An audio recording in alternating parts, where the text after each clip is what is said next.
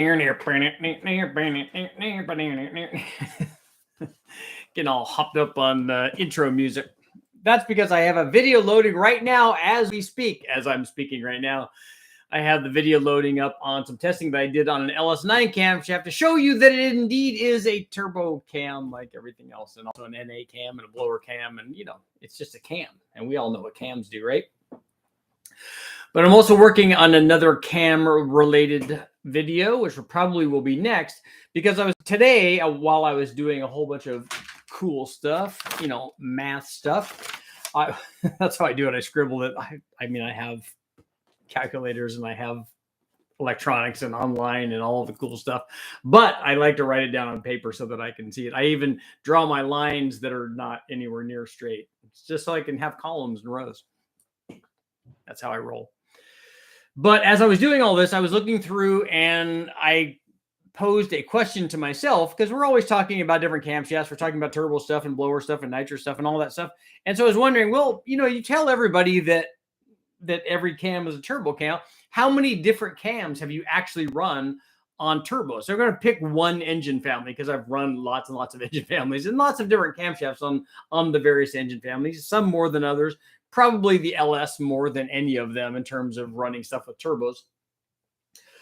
But I went through and I stopped because I kind of lost enthusiasm at 33 cams that I've run on turbo applications that are, and some of them are turbo cams. I was actually surprised. There were, I don't know, 4 or 5 of them that are turbo specific camshafts. But the vast majority of them are not turbo camshafts. I have blower camshafts. I have NA camshafts. Looking on there, I don't specifically see a dedicated nitrous camshaft, but there might be. And then we have stock camshafts, obviously, none of which are turbo things. So I'm figuring out a way to do a video. I can't really do it with 30 camshafts because it's just too much data to try to show everybody. But I want to talk about that, and I want to illustrate that maybe I'm going to do some like bookends and tell you and show people, hey, look, we've run the stock cam.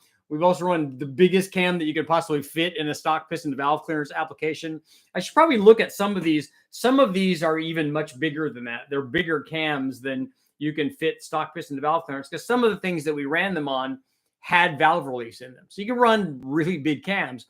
I can remember way back when I first started doing this, because I talked to my buddy Jimmy every day, from the guy that owned HP Performance. And when we first started doing LS stuff way back, he put together like a 408 or something, and we're trying to make 1,000 horsepower, because that's all the horsepower in the world. And if the notes are right, we put a 242, 248 camshaft in it, which is maybe what you would do, or what we would have done back in the day running a 408 LS or something. You would have put a big cam in it, because you got to make big NA power, and then you run the turbo, and then you can make big turbo power. Anymore, I don't normally recommend that. In fact, very rarely do I recommend that sort of thing, especially a cam that big. Even on a 400-inch motor, I would recommend a cam like that if it's an NA motor and you're trying to make lots of power. It's going to be a cam like that. It's, if you're running a big block, it's going to be a cam like that, or actually it's going to be something that has probably 30 or more degrees of duration if it's going to go in an NA big block, if you want to make power with it, because that's where it's going to be. But for a turbo thing, not anymore. People tell me, "Oh, you're just softening in your ripe old age," but the reality is that it's a necessity thing. When you have a turbo, you can have all of the power that you want, and forced induction's like that. The blower stuff is kind of like that too, to a slightly lesser extent. But if you size the thing that's providing the forced induction, you can have that power, and then the camshaft just either helps you or hurts you from getting there. But on a turbo application, mostly small stuff. But I have lots of different camshafts that we ran. Like I said, lots of different versions of stock cams, and then every manner of camshaft in steps, from the smallest stock camshaft like an LR4 or an LM7 camshaft, all the way up to 234 at 50 kind of cams that just, barely squeak by in terms of piston to valve clearance, or at least I think that they do. I think that one I didn't even measure. I probably should have. But, and then everything in between, ones that have, the small variations in duration between intake and exhaust, some that have big duration, changes in duration, some that are cathedral port cams, some that are rec port cams, all of that stuff. And the guys that are here probably know what's going on, but the rest of oddly enough, the rest of the people out there don't understand it completely as well as they should. And there's lots of people out there in Facebook and Instagram land, and that are the cam experts that are telling people, that Richard guy doesn't know what he's talking about. all he has is 30 years of data behind what he's saying. And so we know what they do, but a lot of people don't. So I'm going to probably do another video on that and show that. But the other reason that we're here, in fact, this is going to be the poll for tonight. We'll get this poll started. We'll get this poll party started.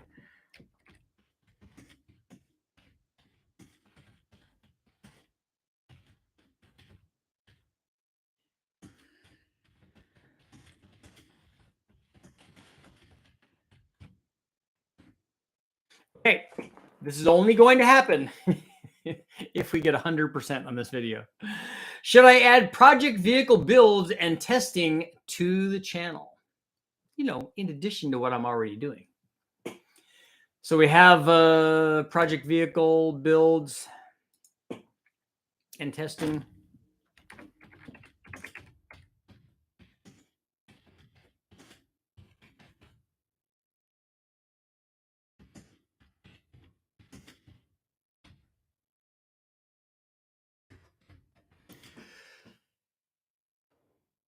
Ask your community. What do people have to say? Remember, we need 100%. And saying that is going to guarantee that we do not get that. Oh, we had 100%. I should have taken a picture of that. Oh, man. And I tried to raise my camera up to take a picture and it went away, of course. So we're, but the other thing I want to talk about is we talked about the LS9 camshaft, right? We talked about that. We talked about the other video that I'm working on with all of the different camshafts. The other thing that I'm working on, the reason that I did all the math, because I wanted to demonstrate to people once again that when you do turbo stuff, that there's confusion, just like there is in the camshaft and the intake industry, that when you do a turbo, a lot of people think that because people relate to turbos in different ways. Some people look at them. I look at them in terms of size. Well, this turbo, is this a 1,000 horsepower turbo or a 1,500 horsepower turbo or a 2,000 horsepower turbo or whatever? I look at them in terms of what is your power output, like what is your desired power output, and then what would you need to go and achieve that? You would look at the turbo sizing and then the combination that you're trying to apply it to, and that's how you read. And I still haven't done I need to make myself a note. I still haven't done compressor map video, which would help people understand it because I'm simple-minded. So in a simplistic manner, it's really easy to get once I give you the very quickie roadmap. You'll almost anybody can understand, but you have to know the NA power output of your combination. You don't have to have mass flow. You don't have to have any of that stuff. You don't have to get overly complicated on it. All you have to know is the NA power output and then the boost that's required to achieve the desired power output. It's really, really simple. This is where all of this formula comes from. It comes from compressor maps. But you have to know that. And so I was doing math on how much power you make for any given standard or starting power output. So your NA power output. So if you have 300 horsepower, we know at 14.7 pounds of boost, we get 600 horsepower. And then if you put a camshaft in it and you go up to 350 horsepower, now at 14.7 pounds, you make 700 horsepower. So you've increased the power output at the same boost level by 100 horsepower. So, and then I back calculate the boost that's required if you had to turn the boost up to make 700 horsepower with your 300 horsepower motor, how much more boost would you have to run in order to do that? Because you could just turn up the boost. There's a limit to how far you can do that. But you could just turn up the boost, or looking at it the other way, like when we compare the when we look at the 4.8, the D-stroke 408 or the big bore 408, which direction are you going? But the other direction is that if you put the camshaft in, this is how much boost you're saving. You can get to the same power output at a much lower boost. And for me, I would always rather run less boost than more boost, especially if this is a kind of a street car. So to give you an idea, when we run a 5.3 liter junkyard motor, put cam and springs in it, when we run it stock, it makes around 350. And then if you add boost to it, you can get to the power level depending on the boost level that you're running. If we add a camshaft to it, it's not unusual at the same boost level, if we run 10 or 12 pounds or whatever, it's not unusual to get way more than 100 horsepower gain at the same boost level. So camshafts can add a lot of power because they're adding a pretty good amount of power naturally aspirated. It's not unusual for you to get 50, 60, 70 horsepower from a camshaft, even more sometimes, depending on how small you're starting with and how big you're ending with, and then what the other things that are done to the motor. On a bone stock motor, the 50, 60, 70 range is pretty normal for most kinds of camshafts. It can be less if it's really, really small. And then also the gains that you get on other LS motors from camshafts, not quite as much, because they are already starting with a camshaft that makes more power than the LM7. So if you take a look at the video that I have up where I tested all of the factory camshafts, in fact, I used that data on this LS9 video that I'm loading right now.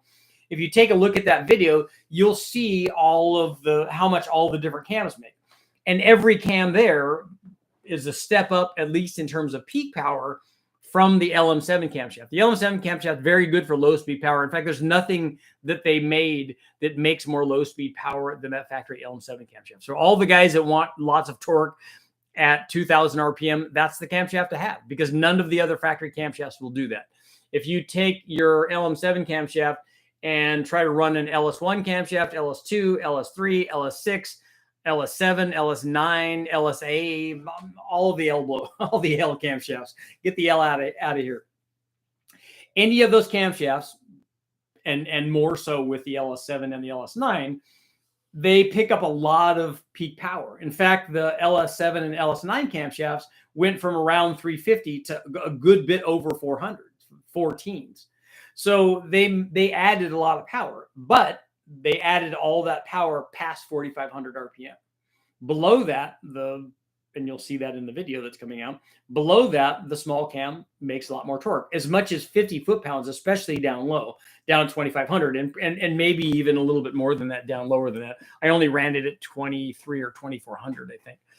But a good bit of torque way down low. And the other cams are very similar, not quite as bad as the LS9 camshaft, but the LS1, like I said, LS2, all of those. Some of them are not terrible, like the L31 camshaft, I think, is a little better than the LM7 camshaft, but not down low. And same thing with the that's the HO camshaft, I think. And then the LS9 camshaft is not bad, but again, doesn't gain a bunch of power, but also doesn't lose a bunch of power down low. But none of them are as good down at 2,000, 2,500 as that small little 4.8 and 5.3 camshaft. So everything loses power down there. And then the discussion, especially on the LS9 camshaft, is, well, if you lose all that torque down low and you lose it from, I tell people want wide open throttle idle at up to 4,500 RPM, you lose a bunch of boost response if you're trying to run a turbo on it. So there are other things to think about other than peak power, but if you're looking at peak power, that's definitely there. But in my calculations here, I went over how much boost it took to overcome, doing a camshaft versus not a camshaft, and then all the trade-offs inherent in that. So, just fun stuff all by myself here. So let's see how our poll is doing that I see is not 100%. Should I add project vehicle builds, turbo NSX, turbo OMNI, turbo 5-liter LX? Testing to the channel. 92% are saying yes. I'm going to find out who that 8% is, and I'm going to get rid of them from this channel. You're going to constantly be negative. We don't need that around here. Let's see.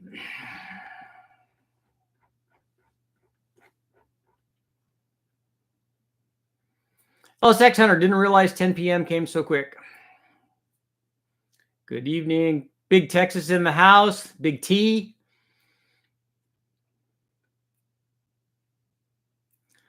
Admiral, I've heard rumors that Holley EFI version 7 will introduce production 6-speed control. Oh, for those 6-speed automatic transmissions? Cool.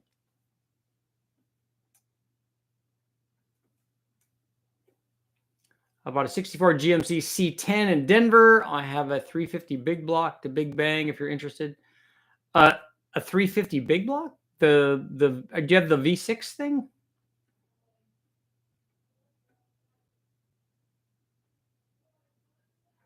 What do you know about the Volvo Red Block? How much power can it take? I know guys are making pretty good power with them, but I've never run one, and I've certainly never done a Big Bang on any of them.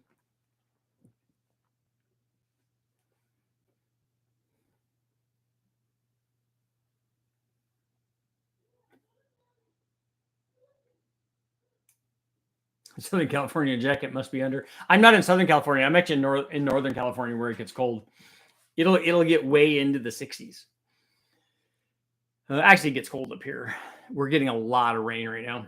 Been spending some time lately trying to find a good way to quantify cam duration versus displacement. So what are you trying to correlate?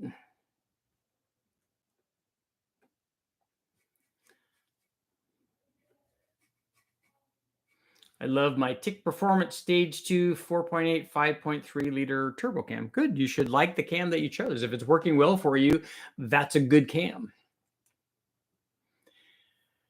I just revisiting the 500 Caddy videos this morning. Still one of my favorite videos. I still have that motor. I ran a 260, 270 at 50 solid cam. That's a good size cam. What's the word on the GLH Omni? I was talking to Ben, in fact, just a little while ago on the phone about that. And the transmission's back in, the clutch, flywheel, all that stuff's in. He put cables in it, got the shifter mounted, got the console, all of that is done. The car still is now running and drivable. The only thing that has to be done is, I think, an alignment, and it could go over. I'm hoping that he gets it ready to take it over to a chassis dyno shop, hopefully, that's in that area. So if anybody is in the Ohio area, let me know, because he's looking for a chassis dyno. He wants to run that, and he probably will run. He has a Charger GLHS, and he's going to do a head gasket on it, which I wish I was there to help him, but I also wish I was there to see what the procedure is, because I think that they unbolt it and lift it up and slide one out and slide one in, which I think is pretty cool. Because that stuff, there's a lot of stuff to take on and off to make that happen, especially in the back, and it's probably hard to get to. Taking the turbo off and stuff is probably problematic. But I would, like I said, but I'd like to be there hands-on to try to help them. That would be cool. But it gets lower than 60 degrees, I think, back there. I think they probably have snow and everything. But when he does that, after he does that, I think he's going to try to take both of those. And he has a stage 2 computer for his also, I think. So he can run more boost in his. And I just want to see what mine does stock, just kind of make sure that the motor is good. Although I don't know, I'm assuming it's going to make 130 or something at the tire is kind of where I think that thing, the 175 rated horsepower is going to be.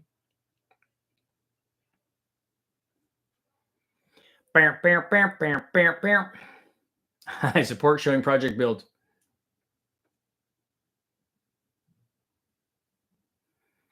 Need a workhorse to fit engines into.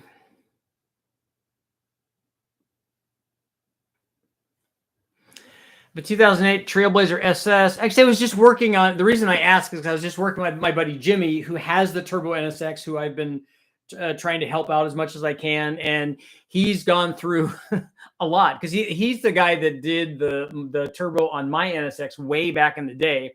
And then they took one racing. And so we're going to do, and it's going to be a completely different setup and video format for this. So I think you guys will really like it, but it will be cool. And then obviously I'm going to do chassis dyno stuff on the Omni.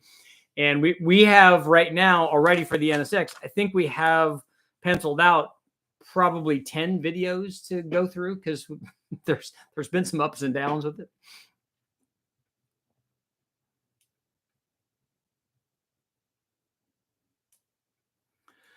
The test mill L33 belongs in the LSX in the 5-liter Mustang. I agree. It would be really good.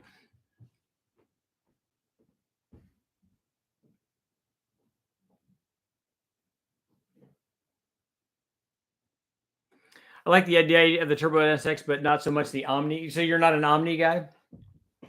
The NSX is cool because not only is it a Turbo NSX, which is cool, but it's a Turbo NSX swap car, which is very cool. And the Omni is a swap car as well. What happened to the rat rod? What is that?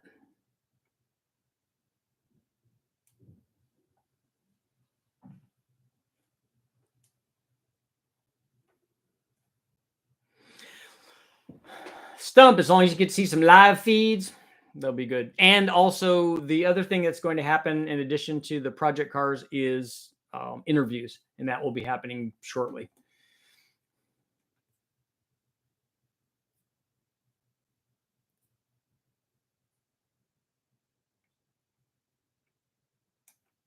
Let's see. Random question. Could PCV valve cause my LS2 to consume oil?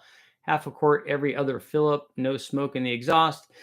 My guess is it's burning oil because it's very, very common for LS motors.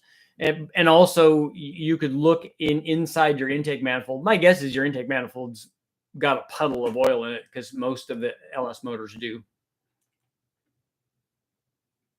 Casey, you want to see some air-cooled VWs too?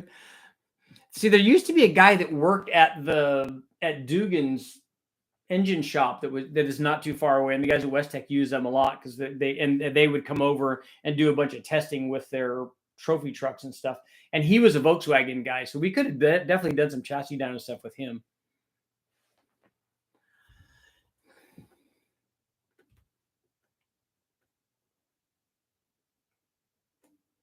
Yeah, John, take a look in, like open the, and on the LS2 manifold, you'll be able to do this. Open the throttle body all the way, take the air intake off, look in there with a flashlight. You'll probably see on the floor of that, it'll probably have quite a bit of, we've taken them off and you can actually pour the oil out. So that's not good.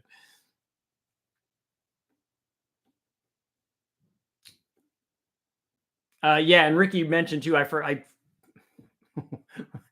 went down a different route on the oil consumption. But if you're looking to check the PCV valve, do the rattle test on it. Admiral, you put a Holly Sniper on a 94 Bronco.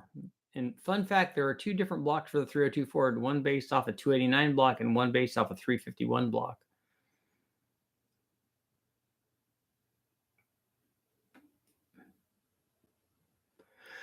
Would you ever want to go to Summer Nats in Australia? Australia would be cool.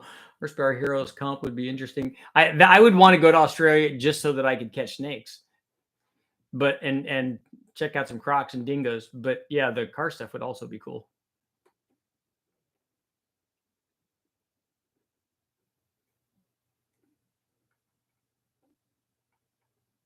Let's see.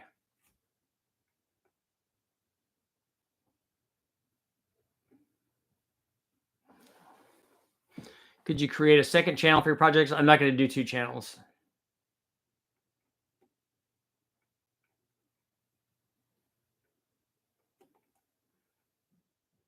Let's see. Okay.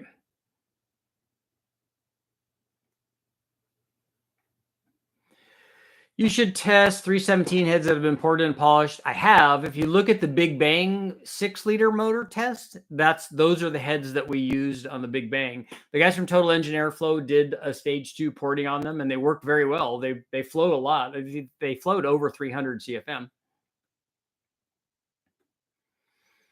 Cheryl 90 with a Mega Squirt and turbo build.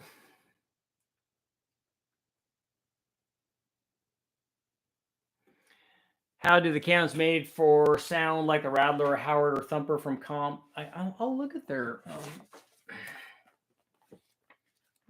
Take a look. I mean, you already know the answer. They will work with a turbo. Because that's how we do it. Jen, Oldsmobile. Big block. Oh, I don't know if those are in here. Oh, they have VVT cams.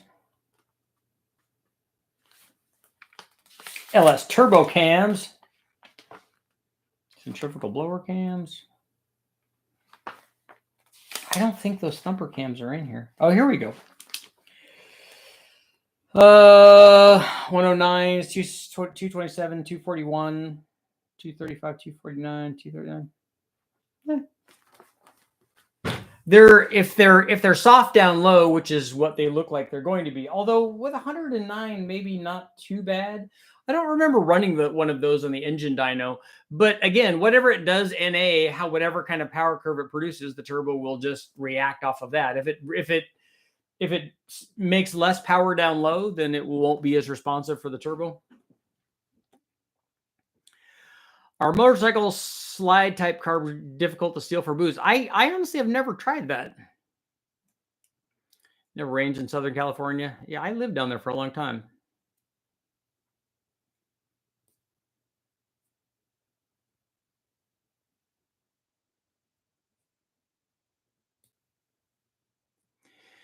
The idea is basically idle quality and drivability. A decent way to show how an 068 cam would idle in a 327 versus the bigger 350, 400, and 454, for instance.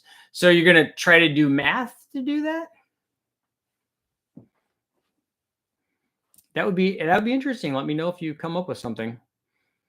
I mean, the easiest way would be to run it in all of those and then use the math to try to correlate to your results that you got.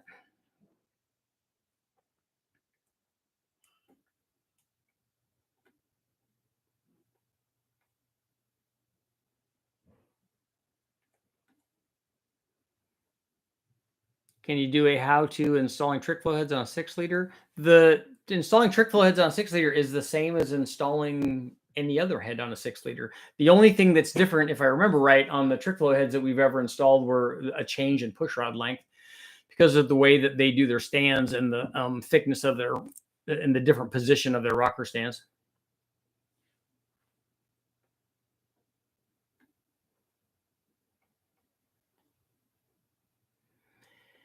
Can I turn my all aluminum 6-liter into a 6.2 liter? What do I need to do? You have an aluminum 6-liter L77? I don't know. I don't know how far you can bore that particular motor. I don't know if you can go from a 4-inch to a 4065, which is what a 6.2 would be. And the important thing is, why do you want to do that? On3 Performance in Sunbury, Ohio. Okay, thank you. The turbo guys?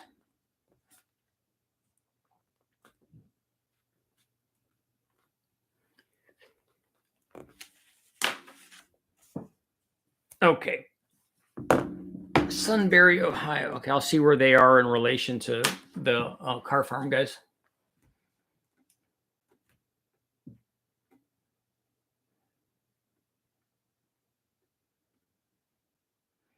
Aussie 265 Hemi 6 1 horsepower Heroes this year in Vita Barra. That's cool. That's an earlier one, right? Richard, do you only like clear spirits? No. The weather out here is is rainy and rainy and cold. What is it? It's probably in the 40s, I think. I'm guessing.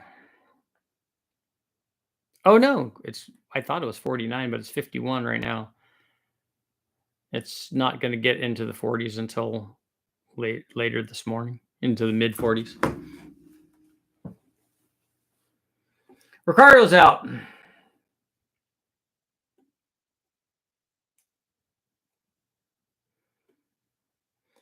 I'm considering a supercharged Toyota Previa all-wheel drive van project. Got to keep the Mustang forward. How far can I go with compromising the block? We've had a lot of wind here too. It's been concerning for people. There's been some trees down and stuff.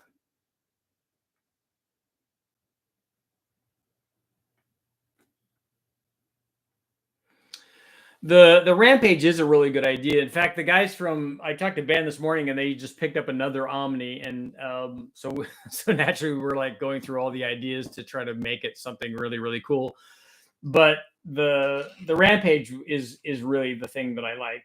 Although I've always wanted a K24 6-speed swap Omni, and since his Omni is an NA one and not a turbo one, it'd be even more sleeper style. And then when I was talking to my buddy Jimmy about it from HP, when I was talking to him about it, he said, "Yeah, but you need to make it all-wheel drive." I'm like, "I see there, there goes the neighborhood."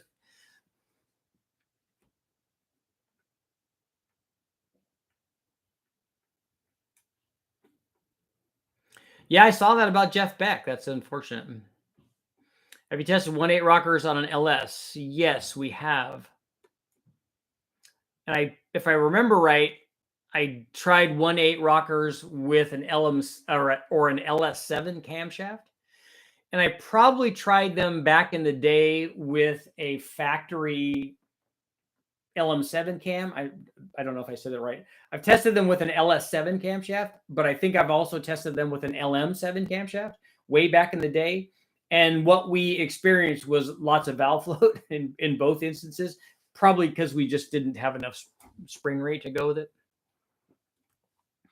But the rockers on the LS7 camshaft were showing power before we lost valve control.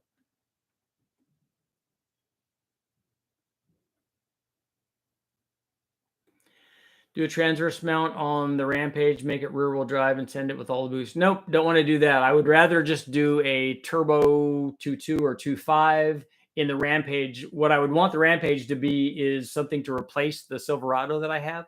Just something that goes back and forth to West Tech and can pick up motors and haul stuff.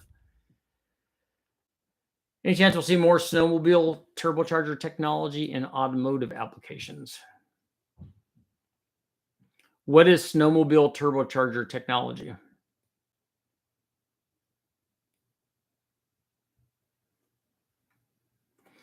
Responding to the poll, I've always wanted to see detailed real-time test videos.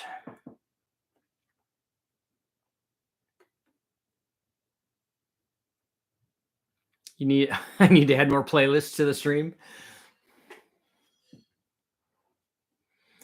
So going back to grinding Pontiac heads, which heads do you have?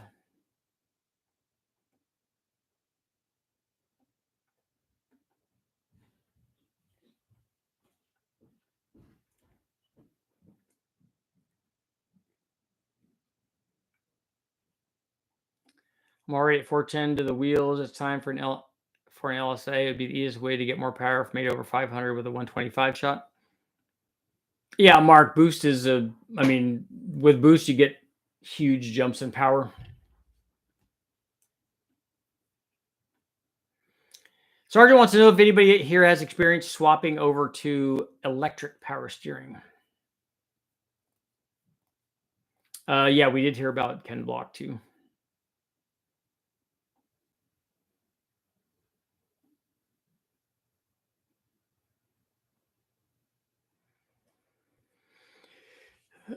Richard, the L77. I know what the L77 is, but what I don't know is how far you can bore that aluminum block. I don't know if you can. I don't know if it is just like an LS3 block, but has a thicker sleeve in it to make it a 6-liter, or if they made a specific block for that, and you can't go bigger on it, like with the LS1 and like is that an LS2 maybe block, which we don't normally bore out. So it might. I'm thinking it's more toward it being an LS2, but it's later enough that it could also be an LS3 with a bigger sleeve in it. So I just don't know.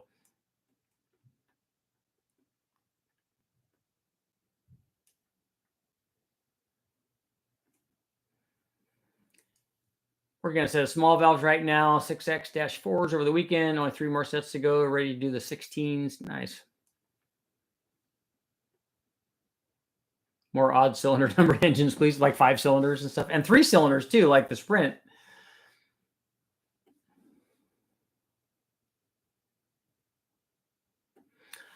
On your turbo street cars, you shroud air from the air intercooler to the radiator. I like to have a gap between the two.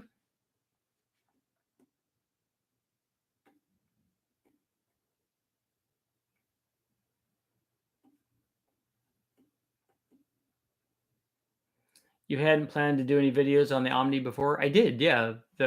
I was always going to do that.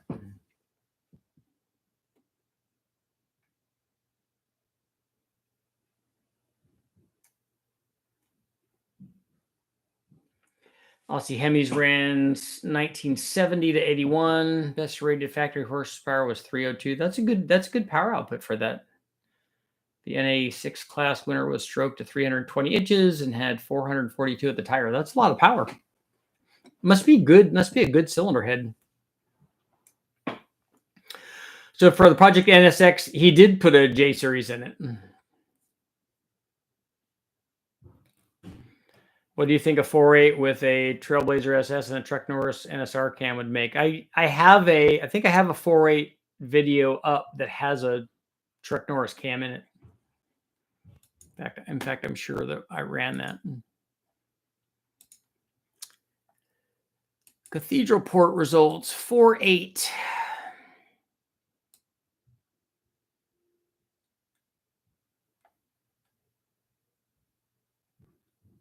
Cams. Pretty sure we did. There we go. 4.8 EFI Truck Norris NSR cam. Made 374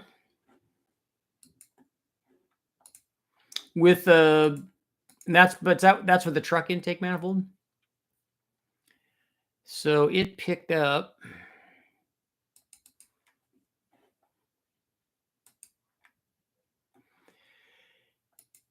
it went from 26 to 75. So it picked up about 50 horsepower, the camshaft did. With a Trailblazer SS, there might be another 10 or so there over the truck intake manifold. Not a lot, because it's not making a lot of power. The more power you're making, the more you'll pick up with a truck.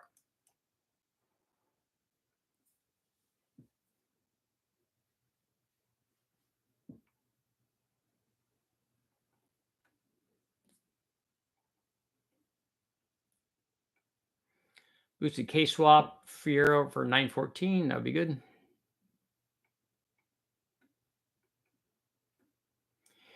Mark, it's an LS2 block. Yeah, you're not going to be able to bore that out that far then. Did you see my question about the 2.2 B&M kit a couple of streams ago? Is it the older little supercharger kit? Who's building a J series? My buddy Jimmy and I are doing it. Well, Jimmy's doing it. I'm just offering advice. Although I do want to run one on the engine dyno out here too. He's got a J series swap in an MSX.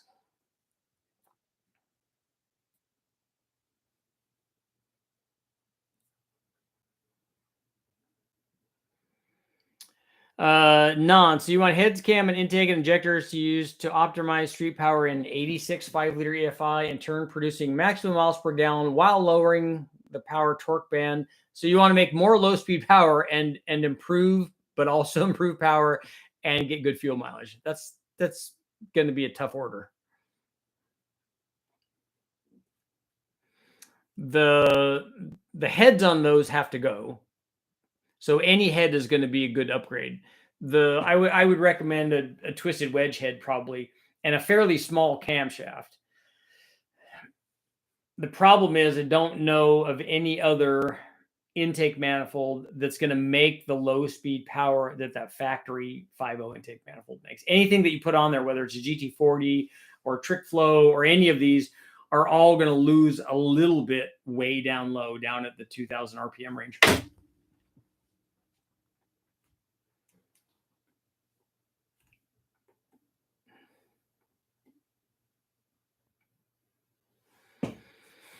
Yeah, J series testing would be good. I agree. I like those motors. There's plenty of potential. And we'll cover this in the videos. We talked a lot about doing a K swap in it and all kinds of stuff.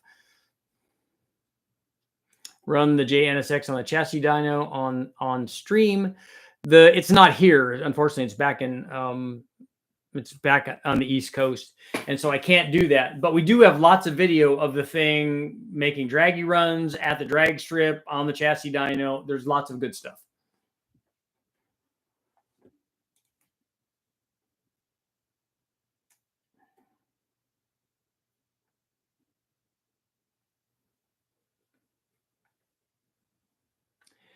3.7 with 3.5 heads, 3.7 intake. Have you done any tests on the effect of base fuel pressure on horsepower? So what is it you're trying to do? So as long as you have the air fuel correct, whether you get it from high pressure or low pressure, and then duty cycle, are you worried that, or are you thinking that there's some other combination of higher pressure and lower duty cycle, or vice versa, that's going to make more power? I haven't seen that. What's the probability of doing a Big Bang 460? That probably should happen, but it would be way after the Big Bang Big Block does.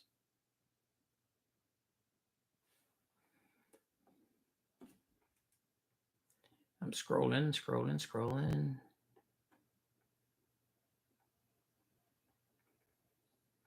Just looking at one of the responses from somebody. I'm just looking back to try to catch the first one. And I'm not seeing it. I can never scroll back and find their first comment whenever I'm looking at stuff.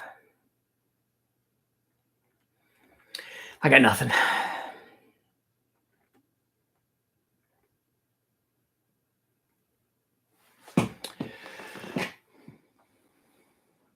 Engine Talk is going to make me go check out the old World Rally.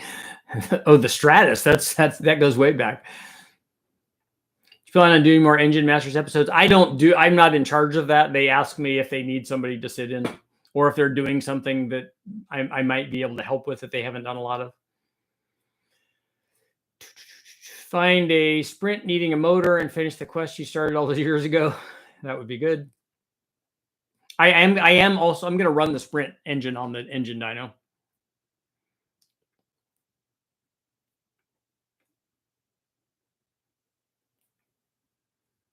Oh, Mark, you're curious if I wanted to borrow the kit. So you want to, the other thing that the guys that Ben found at the car farm is that I think that he has an NA motor also that we might be able to run. Maybe that'd be a good one to put that blower kit on.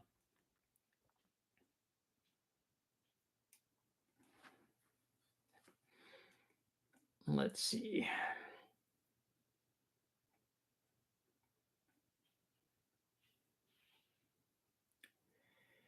Mini mouse motor made some power with heads, cam, intake. I thought the simple physics of a diesel combustion cycle would simply cease to work at those engine speeds.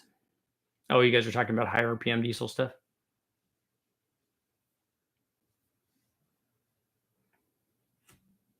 Big Bang, all the big blocks.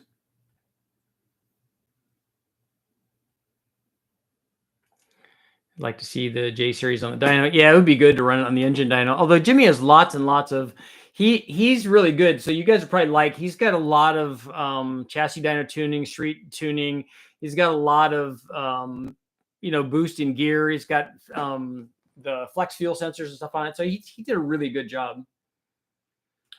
Would you ever do a Big Bang on an 8.1? I have one, but I hadn't planned to do an 8.1.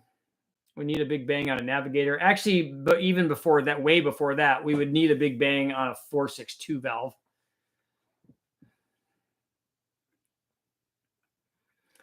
Stump, you've got an Iron Duke. I do want to run an Iron Duke on the engine dyno. I don't necessarily, if I was going to get either one of those or the North Star motor and put it on the dyno, I would just run it, and then I would put a turbo on it, and then we would try to blow it up. What happened to the timestamps on the chat? I don't know. Does it not do that in live chat?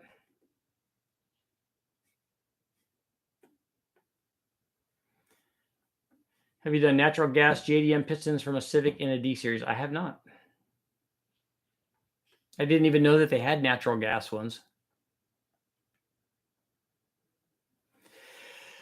Have you heard that certain injector spray patterns hurt cruising fuel economy opposed to other injectors? I would think that as long as you have the same AFR, they would get similar MPG. We tried that a little bit. We played with injector spray pattern when I was doing fuel mileage on the Sprint Turbo, because we were thinking droplet size and better atomization. The one thing I can say is obviously if you get too much of angle on the cone, that it goes over and hits the walls, and then I think it just runs down the wall. And I also don't like the idea, and maybe this isn't anything. I don't like the idea of what I call a pencil injector, where it's just shooting a stream directly onto the back of the valve. I don't think that that's ideal either. So I think that that's part of the reason. I like the idea of really, really high pressure direct injection so we can get really fine mist in there, but that might not be the answer. Maybe that's not good.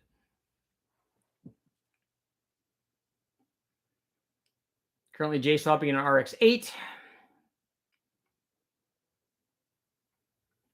There are two different sizes of blowers. The bigger one is good for a 2.5. I have the small one. What are they? What blowers are they? Are they B&M blowers? So what size are they?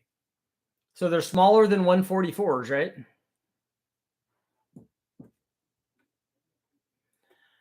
I have let's see. I have the intake and brackets and tensioner. The only part of the kit I don't have is the carburetor. We don't, I mean, I can put any carburetor on there.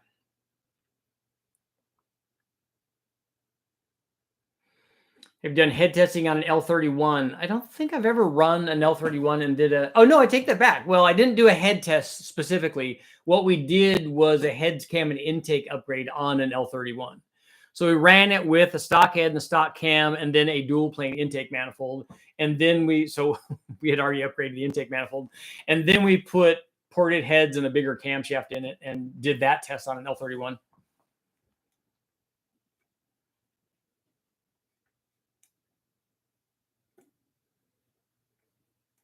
Attempting to boost an engine to its max with the intent of just to see its breaking point would be too much fun. Yeah, and like if I went and got a couple $100 or not a quad four I would kind of care about, but an Iron Duke, then if it ran and made power and then would start taking boost, it's a couple $100. That's a good video. It'd be exciting. It'd be fun. But what would happen is, and this is what happened with the first 4.8 Big Bang motor, is that we tried to break it. We kept trying to turn it up.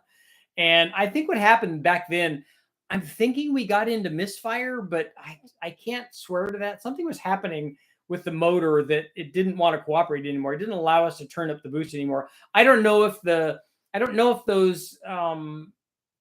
two turbos that we had, they could have been running out of flow because they were both 76 millimeters from CX Racing. And I thought that they would support we were near 1200 horsepower. So they should easily do that. But something was going on with that motor back when we did the first Big Bang motor. And there was certainly more left, but we tried to turn it up and make it break, but it just wouldn't. And that's what might happen if we do, if I put a motor on there that I don't care about, then all of a sudden it says, no, I want to stay alive.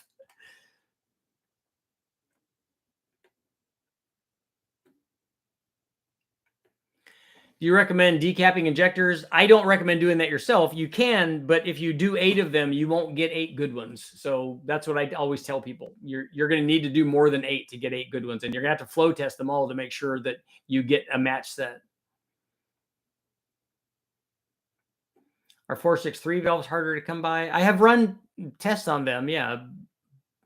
And I don't think that they're hard to come by in the wrecking yard. I haven't looked specifically for them because we didn't have a way to control the variable cam timing. So I lost interest after we did the initial tests on them.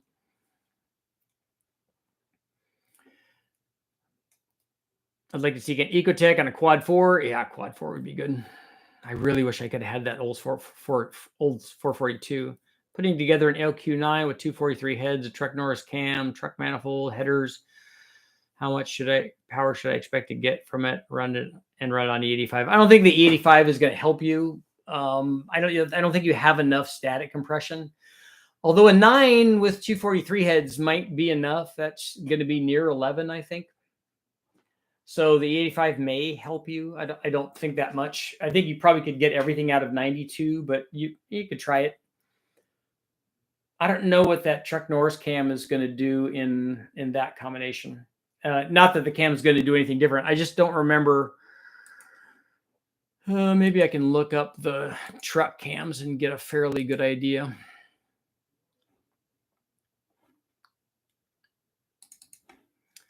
Six-liter.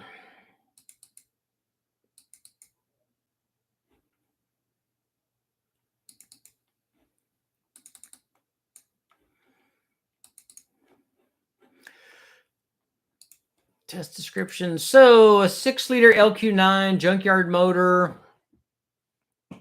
This had dyno headers and the Lingenfelter, the old Wyan Lingenfelter aluminum intake manifold, which probably might be comparable to a Trailblazer SS.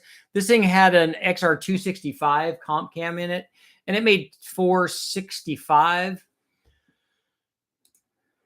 I think the Truck Norris probably would be better than a little better than that.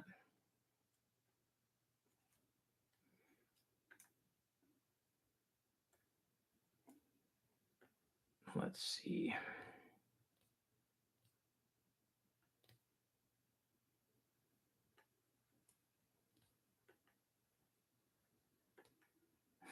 I wish Harbor Freight sold engine dynos.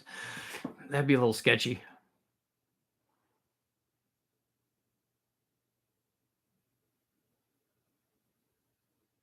I wonder if an intercooled intake such as a shear would make more boost due to less degrees on the cold side.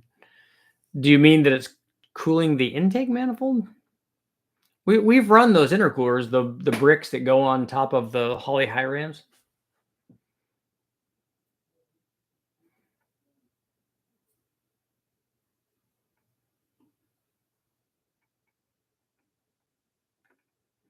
A Nissan 5.6 liter, and also the Toyota versions of those as well too.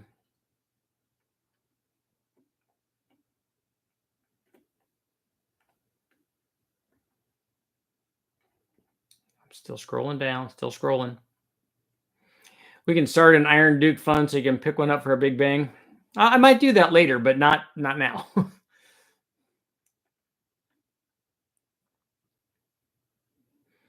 I have a Project 292 and a 194 sitting under the bench.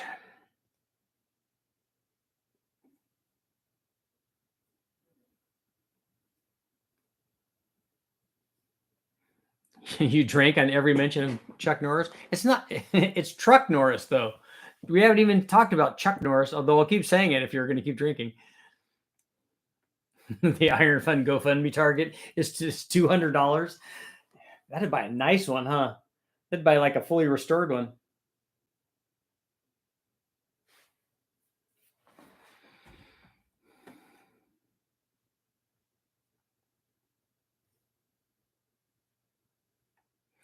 Would a Garrett GT 2860 be way too big for the Sprint engine? It would. The one that I have is a GT20, to give you an idea.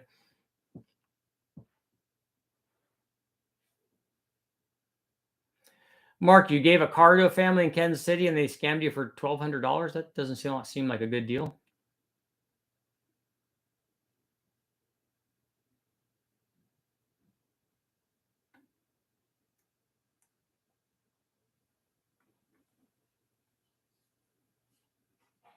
Yep, don't forget to hit the thumbs up. Thumbs up.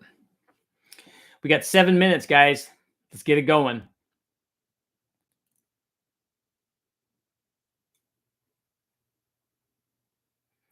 Richard, using floating pin rods with piston designed for press pit fit. Okay. Is the pin smaller than the ID of the piston bore?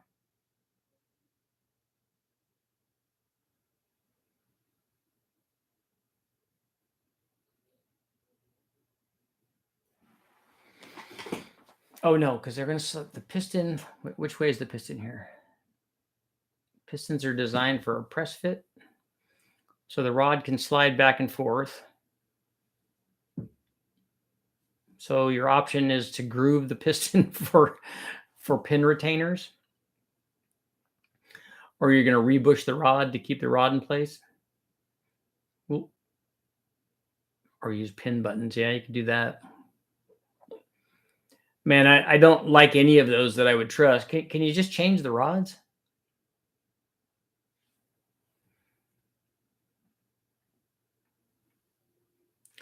Is Aerocharger still producing their self-lubricating VGT turbos? I don't know.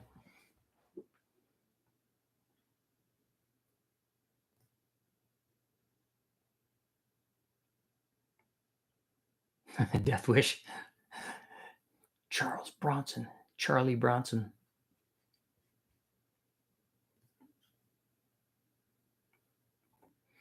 A 6-liter Cadillac Escalade getting Truck Norris. shocks, all Texas speed add-ons, headers, cold air, the whole 9 yards. I think we just went over what the Truck Norris would make in a 6-liter.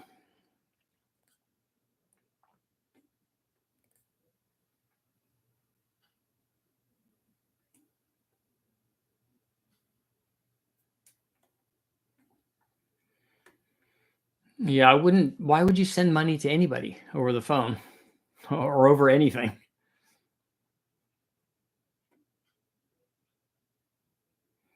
How does one know if they are exceeding the turbo speed, and what are the signs?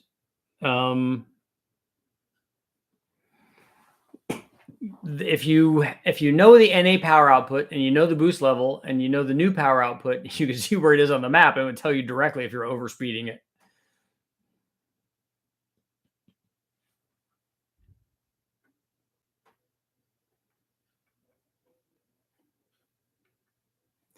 Mexico City's in the house.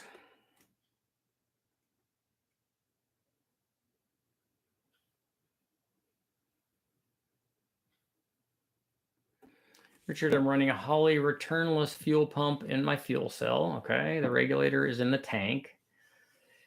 Will this be a problem running on my turbo 464 valve of running a Holley Terminator X? No, we normally don't even hook up a fuel pressure sensor when we're running the Holley HPs or the Terminators. So you can just not connect it if it's going to be a problem. As long as you have something that tells you what the fuel pressure is.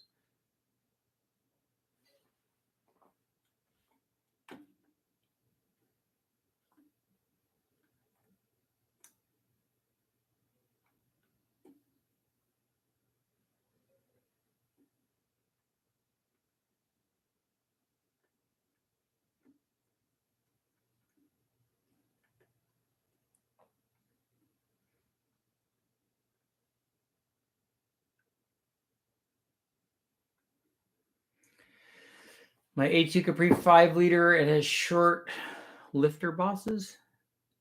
Oh, because that's not a roller block, right? And I'm wondering if you've got a recommendation on a brand for FT lifters. Oh, flat tappet lifters. The only ones I've ever run that I can remember were from Comp. So those are the only ones I have any information on, and they worked fine when we did it. But we did a lot of prep on them to make sure that they worked.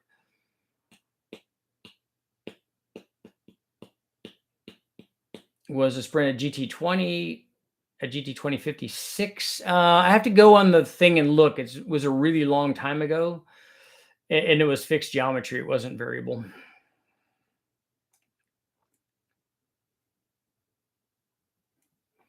When you're on the dyno, how can you tell the injectors that aren't providing enough?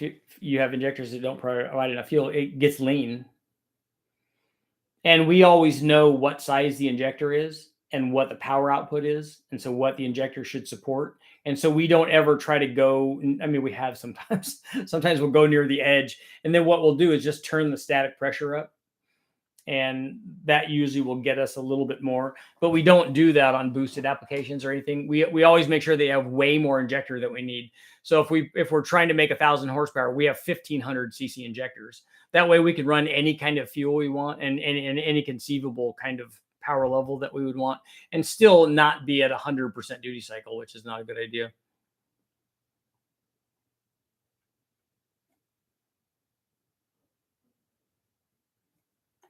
Oh, you wanted the TC3?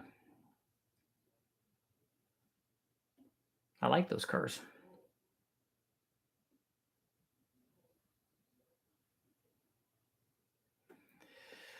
Silent Miss, yours will be, well, there's one more question. There's not a better between a centrifugal supercharger or twin turbos. The turbos will have more average power production. So if you want to see what the difference is between turbos and that kind of supercharger, take a look at the modular Ford video. I have others too. I have a Honda and I have a small block Ford video where I directly compared a centrifugal supercharger. In this case, it was a Vortec, to twin turbos. They weren't 67s, they were 57s, but it doesn't matter at this power level. And you can see exactly what the difference in the boost curve and the intending power outputs are. The turbos will make a lot more average power because they'll have boost. Centrifugal supercharger is going to be very low boost at low RPM, and it's only going to have peak boost at whatever peak RPM is. The turbos are going to come up, And so in a big area here in the middle, like let's say from 4,000 to 6,000 or 6,500, they're going to be making 10 pounds, 10 pounds at 4,000 or 4,500 RPM. And the centrifugal is only going to have 10 pounds out at 6,500 RPM. So it might have 150 more foot-pounds of torque in that middle part turbos will.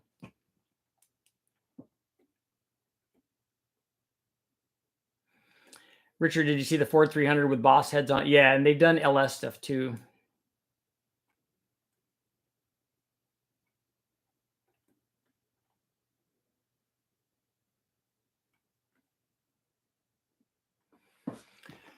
When's the GLH going to the dyno? I don't know.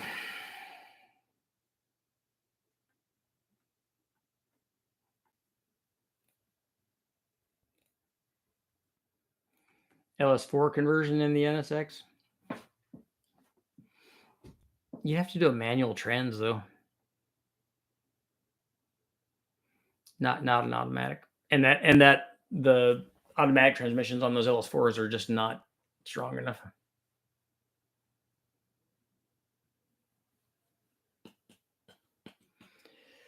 He's going to do a GT2056 VGT on a VW diesel. bring front wheel drive Chrysler parts to trade. The Brian and Ben just got another OMNI, and we were looking at that and talking about that.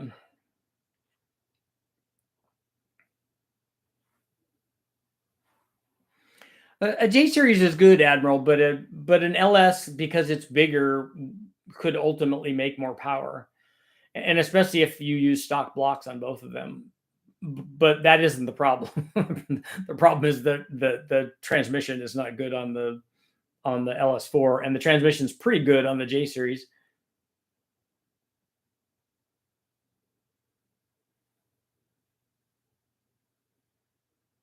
The OMNI right now, I think, is still a 4-lug.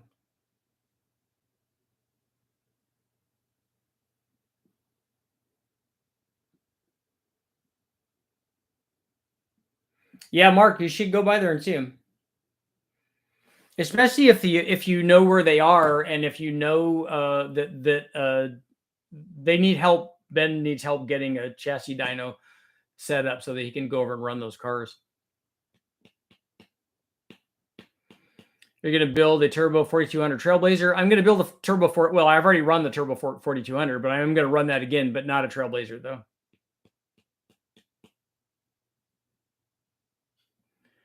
Well, 67 millimeter spool quick on that combo. Yours will be the last question for tonight because I've got to get going. I'm going to scroll back and so I can remind myself of what your turbo thing was. 67 millimeter turbos will make a lot of power. Okay, you're wanting to make 1100 wheel horsepower. Oh, and it's a 408. Yeah, you'll have no problem with spool on that combination.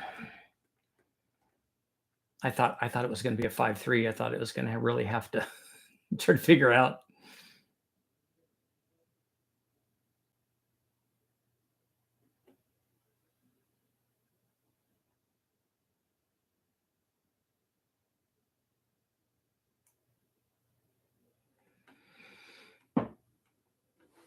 I wonder how hard it is to transplant a J series into my Scion. So got 93% saying yes on turbo build. So Jimmy will be happy. My NSX partner in crime. He's good people.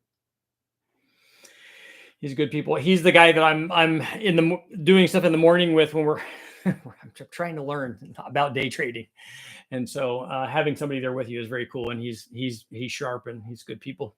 He's the guy that he's actually the guy that did a road trip with me I went from Vegas, which is where I was living at the time, through New Mexico, which is where he was living. He's living in Roswell, and picked him up. And then we drove all the way back to Maxton, North Carolina to bring the Chevy Sprint like you would and set some land speed records. So, it's road trip time. Very, very awesome. Cool stuff, man. Cool stuff. And on that note, it is time to go. I'm loading the video. In fact, it's loaded right now. I just have to put in the rest of the information. So the video will be up on the LS9 testing, and then I'm working on another one for tomorrow. Work, work, work, man. Thank you guys for showing up. I'll see you all tomorrow.